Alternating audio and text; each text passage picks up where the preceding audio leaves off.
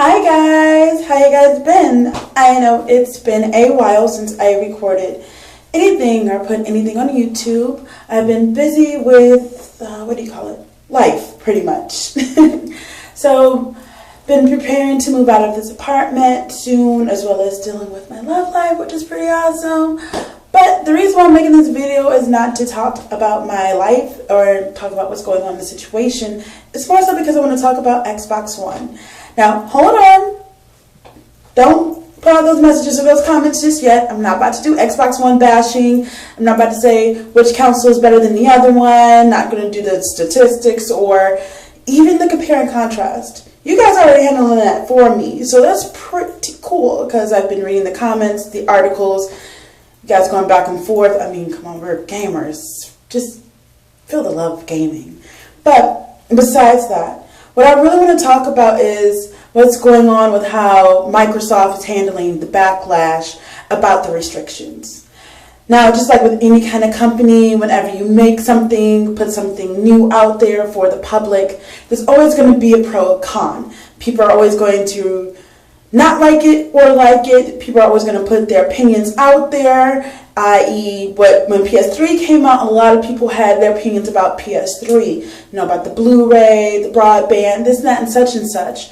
So this has happened before when it comes to any kind of new game consoles or even, with phones, because I have my Galaxy S2, I wish I had the S3, damn you, things like that. So it happens. However, it's about how a company handles it. If a company is actually going to listen or receive that customer feedback and how they respond to it. Me, because I work in customer service, it actually lets me get a little bit more of an understanding of how things should be handled or should be taken care of. Meaning, even if you got to fake it, you definitely do want your customers or your consumers to feel like they're being heard, listened to, that you're actually considering what they're saying. Even if you don't really give two shits, you at least want to make it appear that you do. However, I have watched the video that he said that, well, if you don't have internet, then that's what the Xbox 360 is for. I'm just, paraphrasing what he said. That's not really professional. And I think the reason why a lot of people are creating such a huge backlash due to the restrictions and whatnot is because there's a lack of professionalism there. With anything as a consumer, if I'm complaining about something to a company, and not just me, but a whole vast amount of people is complaining, we definitely do want to hear that we are being heard, that we are being listened to, that at least you're going to take it into consideration, that at least that hey, we do hear you guys out, we understand you don't like these restrictions, this is why we have the restrictions out there, maybe at some later date we are going to change that. Anything that is sort of like that, of course, with all the twists and turns with the legal words or wordings they're going to use, at least it will make the customer or the consumer feel as if they're being listened to or heard or be like, okay, at least they understand that people are complaining and we won't complain so much. But they're not doing that. Instead, it's sort of like a big slap in the face to the Xbox community as well as a big F you to every gamer out there, it seems like. So a lot of people are leaning towards the PS4. Me personally, I am leaning towards it. I'm not going to buy or purchase the first generation or the first, PS4 console, the first Xbox One console. Given the fact that usually the first consoles that come out usually do have a lot of bugs and glitches as well as a lot of things that can go wrong. So me personally as a consumer, because I have to pay money, as well as a gamer, I'd rather just sit back and see what happens and see what people are going to talk about, the responses of when they do get that console. Besides that, to the Microsoft team and to the vice president, the president, and the people who represent the brand, I feel like that they do need to come out with a statement, hold a press conference, anything to pretty much salvage the consumers' feelings and their thought process. Make them feel like that they're wanted and that they're being heard. Make them feel as if you do value their opinion and you do value that, hey, you had an Xbox 360, you had the first original Xbox, you've been buying games with us, you have been buying the online passes, you've been doing this, that, such and such. Hey, we hear you because we're the ones lining your pockets. And I really didn't like it, and I'm not sure if this is true because I did read an article that he was saying that people who play offline are only 25% out of the whole 100%. that 25% does help, does like make up for that. You should never ask out one group for another. That should never be the consumer's goal there. The consumer's goal should always be to please as many customers as they can, or try to get the vast majority of them without trying to ask out anyone else. That's what a company should do, or should do pretty much, for the consumers or the gamers, like us.